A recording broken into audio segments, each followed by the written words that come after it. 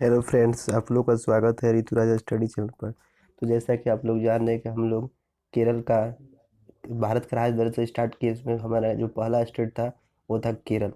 केरल में हम लोग पढ़ लिए थे केरल का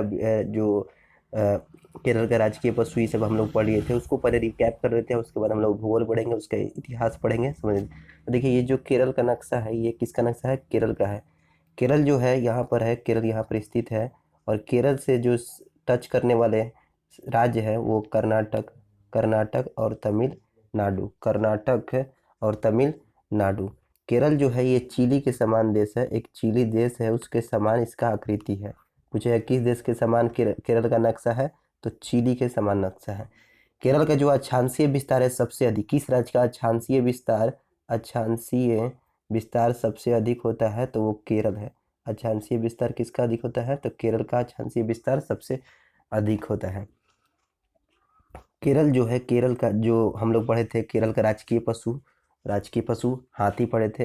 हाथी केरल का राजकीय पशु क्या है? हाथी है। यहाँ पर जो राजकीय फूल है कन्नी कोना है, कन्नी कोना राजकीय पशु हो गया। ठीक है। राजकीय वृक्ष क्या पढ़े थे? नारियल सबसे अधिक होता है केरल में, तो नारियल केरल का राजकीय वृक्ष हो गया। उसके बाद यहाँ पर जो है केरल का राजकीय वृक्ष नारियल हो गया, राजकीय पशु हाथी हो गया, और राजकीय फूल कन्नी कोना हो गया।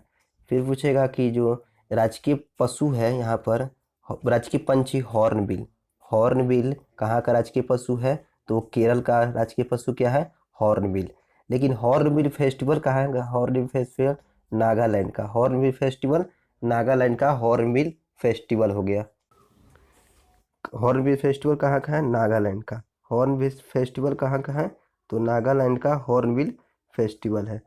अब आगे देखते हैं कि हम लोग पढ़े थे कि इंडिया में टोटल 8 शास्त्रीय नृत्य होते हैं, 8 शास्त्रीय नृत्य होते हैं। उसमें से जो केरल के हैं वो कथकली, कथकली, कथकली कहाँ का शास्त्रीय नृत्य? तो केरल का। और एक है मोहिनी अट्टम, मोहिनी अट्टम। और मोहिनी अट्टम, अट्टम कौन सा एक्ट्रेस करते हैं? तो उनका नाम है हेमा मालिनी, हेमा मालिनी। हेमा मालिनी कौन से नृत्य करती है? तो मोहिनी अट्टम। मोहिनी अट्टम किस किस कौन सी एक्ट्रेस करती है? तो हेमा मालिनी करती है। यहाँ तक। और हम लोग पढ़े थे कसाई साड़ू, कसाई साड़ू कहाँ का है? केरल का। और पढ़े थे मलयालम भाषा कहाँ का है? केरल का, मलयालम भाषा। ठीक है।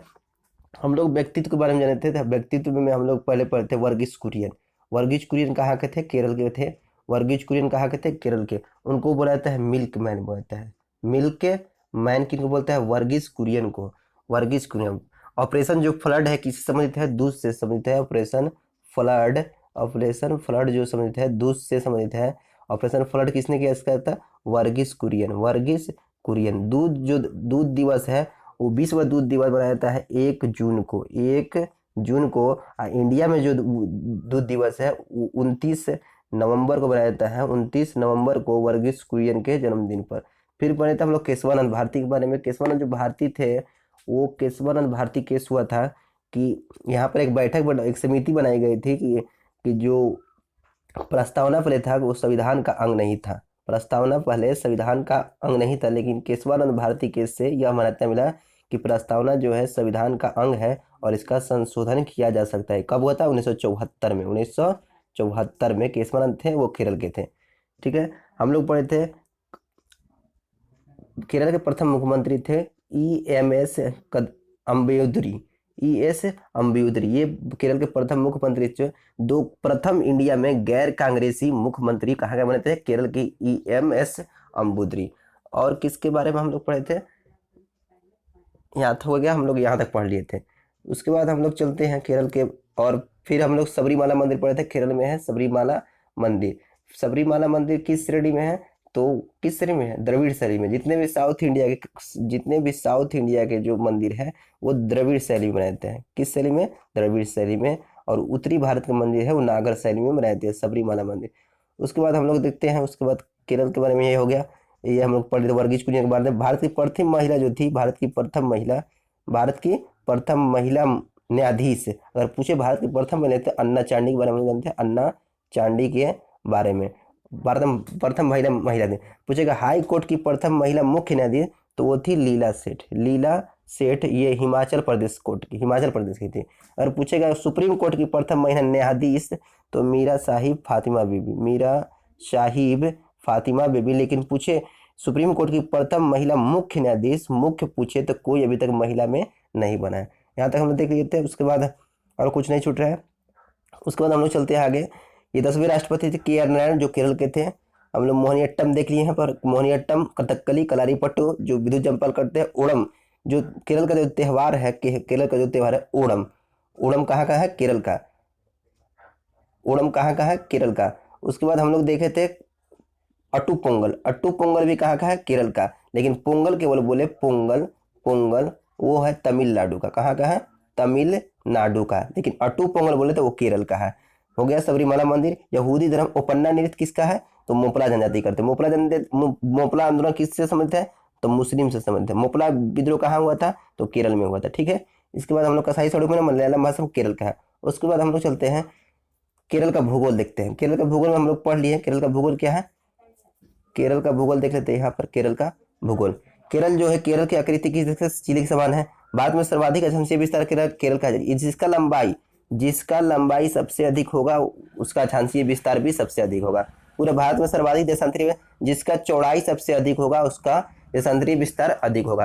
किसका है? उत्तर प्रदेश का। उत्तर प्रदेश का देशांतरीय विस्तार सबसे अधिक है। पेरियार नेशनल पार्क, बहुत विवेक क्वेश्चन है कि पेरियार नेशनल पार्क कहाँ है? तो केरल में है। ये कहाँ है? केरल में। किस लिए प्रसिद्ध है? तो हाथी के लिए। किस लिए प्रसिद्ध है? तो हाथी के लिए पेरियार नेशनल पार्क है। पेरियार नेशनल पार्क कहाँ है? केरल में, हाथी के लिए प्रसिद्ध है। फिर चलते हैं आगे, हम लोग देखते हैं केरल का भूगोल में। यहाँ पर देखिए केरल का भूगोल। केरल का भूगोल, साइलेंट वैली नेशनल पार्क कहाँ है? तो केरल में है। साइलेंट वैली पूछता है कहाँ है? केरल में। साइलेंट वैली ऐसा नहीं, मौन घाटी पूछता है। कभी हिंदी में साइलेंट का कहते हैं मौन घाटी, वैली मतलब घाटी। पूछता है मौन घाटी कहाँ है? तो भी केरल में, उसी को बोलते हैं साइलेंट वैली। इडुक्की बांध कहाँ है? किस नदी पर है? इडुक्की बांध पेरियार नदी पर, केरल में है। पेरियार नदी पर केरल में है इडुक्की बांध। एक फिल्म आया था, बहुत चर्चित फिल्म था, डैम 99। पूरा एकदम ये जो फिल्म है बांध पर बनाया गया है, वो बांध पूरा एकदम टूटने के लिए हो जाता है, जर्जर बांध था, बहुत पुराना बांध है वो। डैम 999 मूवी किस बांध पर है? तो मुल्ला पेरियार बांध। पूछेगा मुल्ला पेरियार बांध किस नदी पर है? केरल में। मुल्ला पेरियार बांध किस नदी पर, किस राज्य में है? केरल में है। ठीक है। उसके बाद इडुक्की बांध किस नदी पर है? पेरियार नदी पर, केरल में है। Silent valley national park Kerala में है। साइलेंट वैली किस राज्य में है? केरल में। अब देखिए यहाँ पर थोड़ा सा, यहाँ पर देखिए जो साउथ इंडिया का मैप है, उसमें यहाँ पर दिखाया गया है कि जो नीलगिरी पहाड़ी है, पहले नीलगिरी पड़ेगा, उसके बाद अन्नामलाई पड़ेगा, और सबसे साउथ में पड़ेगा कार्डमम हिल। कार्डमम हिल देखिए, पूछता है कि नीलगिरी पहाड़ी की सबसे ऊंची चोटी कौन है? दोदा बेटा, दोदा बोटा बेटा, दोदा बेटा। पूछेगा पश्चिमी घाट, ये हो गया पश्चिमी घाट, ये हो गया पूर्वी घाट, और ये हो गया पश्चिमी घाट का मिलन स्थल क्या कहलाता है? तो नीलगिरी। कहाँ मिलता है? नीलगिरी। और नीलगिरी में कौन जनजाति रहते हैं? टोडा जनजाति। कौन जनजाति? टोडा जनजाति। ठीक है।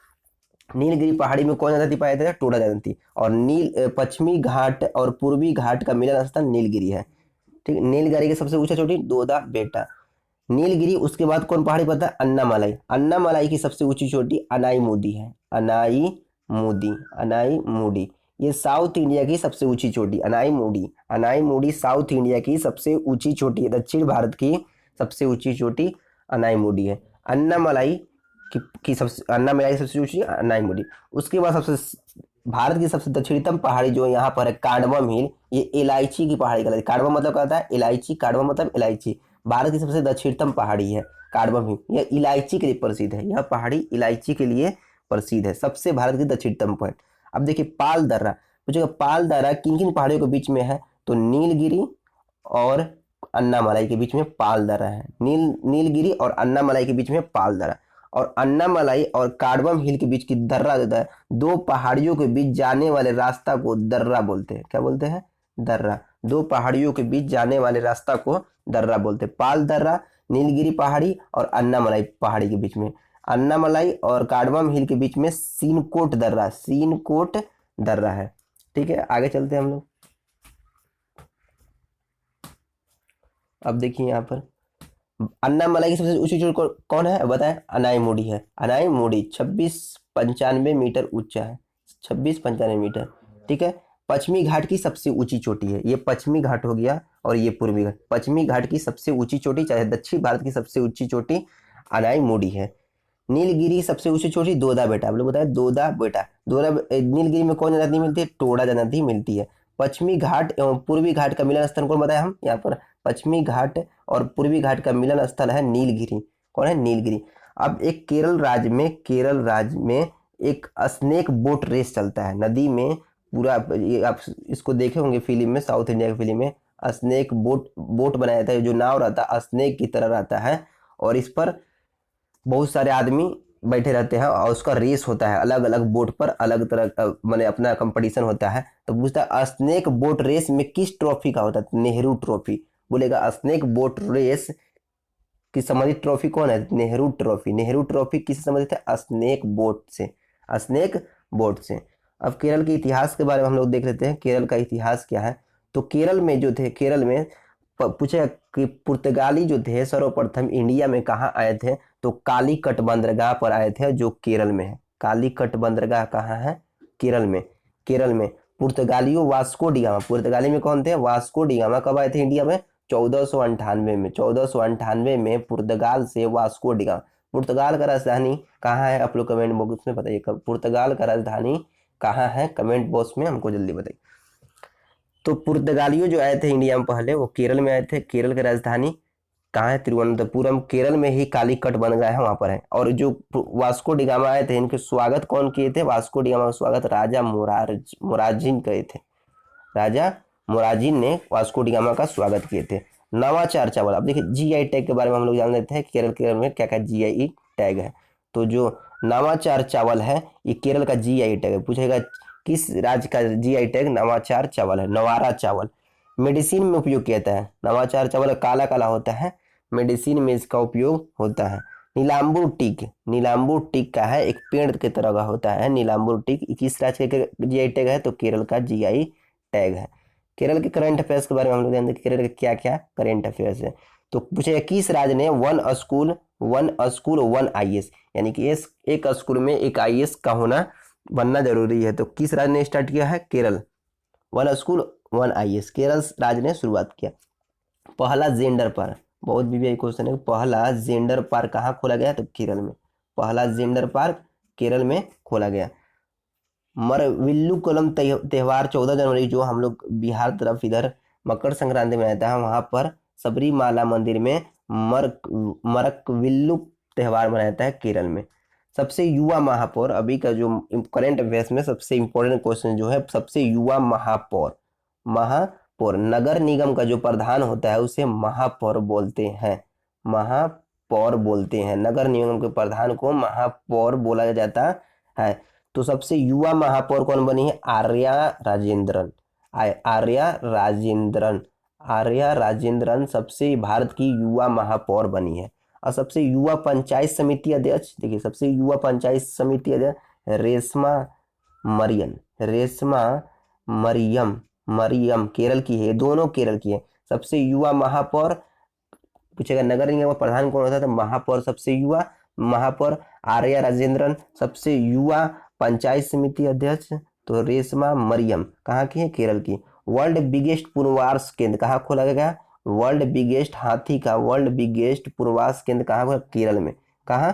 केरल में। हाथी के लिए कौन सा पार्क संबंधित है? पेरियार नेशनल पार्क हाथी के लिए संबंधित है। पूछेगा पेरियार नेशनल पार्क किसके लिए, किस जानवर के लिए? तो हाथी के लिए। और वर्ल्ड का बिगेस्ट हाथी पुनर्वास केंद्र केरल में खोला गया। आगे हम लोग देख लेते हैं, यहाँ पर देखिए कुटुंब श्री योजना किस राज्य में संबंधित है? ये खाने के लिए संबंधित है। कुटुंब श्री योजना केरल में, केरल से संबंधित है। साक्षरता और लिंगानुपात, साक्षरता में सबसे अधिक कौन सा राज्य अधिक है? साक्षरता में सबसे अधिक केरल राज्य, और लिंगानुपात में भी सबसे अधिक केरल राज्य है। अब साक्षरता में कम का बात करें तो वो बिहार है। 2011 के जनगणना को सबसे कम साक्षरता कहाँ है? बिहार में। आज सबसे कम लिंगानुपात क्या है? हरियाणा में। लिंगानुपात क्या होता है?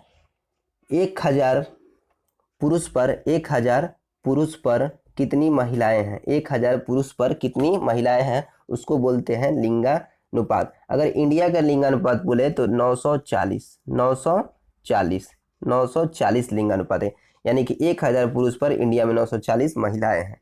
लेकिन केरल में 1000 पुरुष पर 1080 महिलाएं हैं, 1080 महिलाएं हैं। तो केरल की लिंगानुपात क्या है, सबसे अधिक है, यानी केरल में सबसे अधिक महिलाएं हैं। किस राज्य की लिंगानुपात सबसे कम है, तो हरियाणा की लिंगानुपात सबसे कम है, यानी हरियाणा में महिलाएं कम है। सबसे साक्षरता सबसे अधिक कहाँ है, तो वो है केरल में। सबसे कम कहाँ है, तो वो है बिहार में।